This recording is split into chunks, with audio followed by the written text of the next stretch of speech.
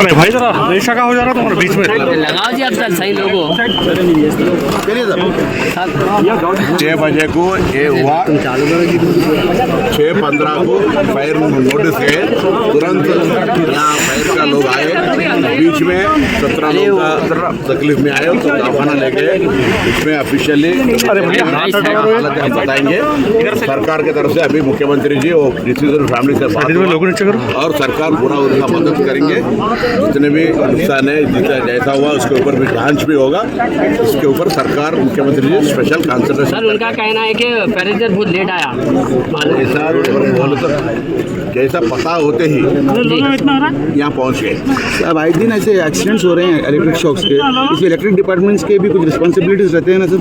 जरूर हम रिव्यू करेंगे। अगर ऐसा कुछ शॉर्ट सर्किट हो रहा है तो पहले डिपार्टमेंट से तरफ हम करेंगे और सरकार का भी इसमें योगदान चाहिए।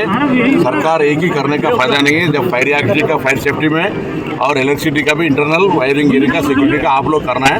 सरकार के तरफ से भी पूरा रिव्यू करेंगे। इलेक्ट्रिसिटी का शॉर्ट सर्किट या लो वोल्टेज या वाट एवर इट में भी, उसकी भी और फायर का दोनों हम रिव्यू करेंगे। आगे आने वाले दिन में ऐसा नहीं होने का हम हाउ मेनी कैजुअल्टीज अभी तक तो पूरा यहाँ से 17 उठाया गया है। कितना उसमें डिसाइड होता है वो बाद में बताएं। कुछ लोग ये बता रहे हैं कि उस्मानिया दवाखाने में पेशेंट्स को कुछ रिस्पांस नहीं मिल रहा बोलिए। और अभी मेडिकल एंड चीफ मिनिस्टर साहब बात हुआ, principal secretary medical and health की बात किया, वहाँ मौजूद पहुँच के अभी 5 मिनट में पूरा सरकार उनके पीछे उनका मदद करने के लिए है। पूरे डिपार्टमेंट यहाँ है। Okay sir, thank you.